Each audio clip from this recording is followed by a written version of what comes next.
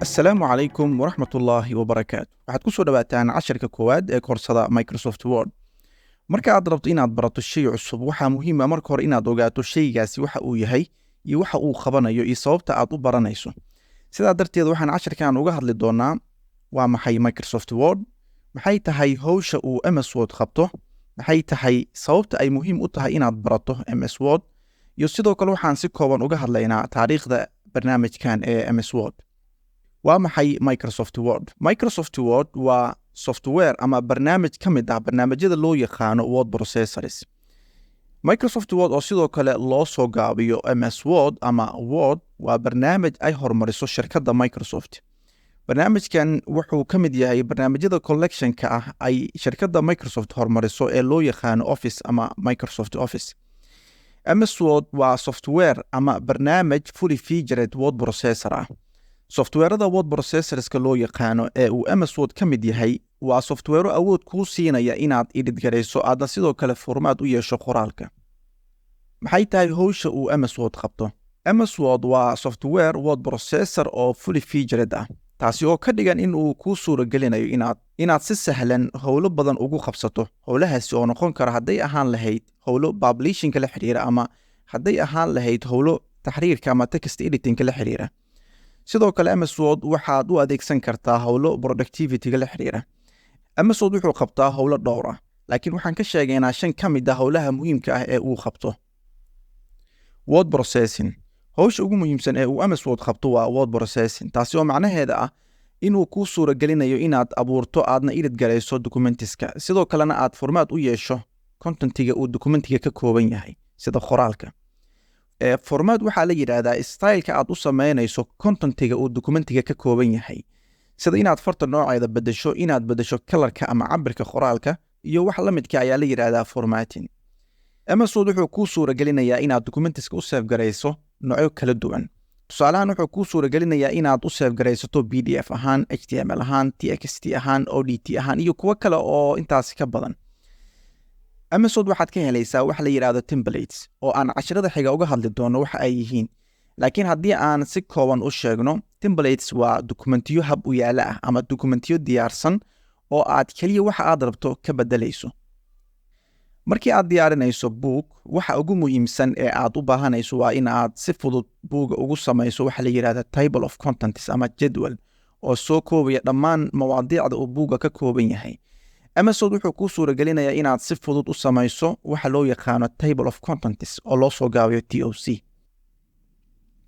Arrimaha productivity-ga ama wax soo saarka siyaadiye waxaa ka mid ah collaboration-ka ama iskaashiga, sida hal document inay dhowr qofood wadaagaan isla markaana ay si toos ah uga wada shaqeeyaan halkaasi document. waana feature ka mid ah featureska uu barnaamijka MS Word leeyahay. arrimaha aan ka soo hadalnay waa qayb ka mid ah waxyaabaha uu barnaamijka MS Word qabto. hase yeeshee su'aasha isweydiinta mudan ayaa ah maxay tahay sababta ay muhiim u tahay inaad barato MS Word? sidaa darteed waxaan xusaynaa 5 arrimood oo laga yaabo inay kaa saacido inaad ogaato sababta ay muhiim u tahay inaad barato MS Word. MS Word wuxuu ka mid yahay barnaamijyada word processorska ee dunida laga isticmaalo kuwooda ugu caansan oo loogu isticmaalka badan yahay. haddii aad MS Word barato, waxaad awood u yeelanaysaa inaad samayso dokumentiyo professional ah, taasi oo ka dhigan in aadan u baahanayn inuu qof kuu diyaariyo dokumentiyadaada.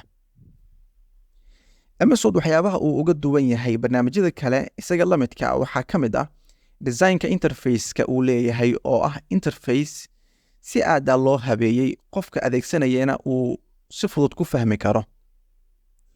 MS Word wuxuu kuu sahlayaa inaad si fudud tarjumaad ugu samayso dokumentigaaga. MS Word sidoo kale wuxuu kuu suuragelinayaa inaad customize ku samayso qaybo dhowr ah ee interface-kiisa iyo functionality-giisaba ka mid ah.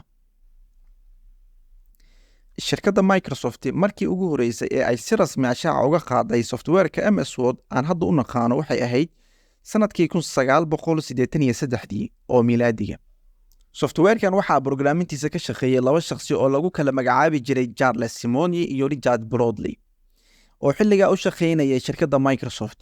isdaarkii ama versionkii ugu horeeyay ee MS Word la soo saaray waxaa magaciisa la dhihi jiray Multi-Tool Word, wuxuuna waagaa ku shaqeyn jiray operating systemyada Linux. multi-tool word oo hadda aan u naqaano word ama ms word wuxuu ahaa barnaamij keli ah oo xilligaa ma jirin barnaamijyada collectionka ah ee aan hadda u naqaano Microsoft Office. Sanadkii 1990kii ayay ahayd markii ugu horeysay ee uu soo baxay waxa aan hadda u naqaano Office ama Microsoft Office.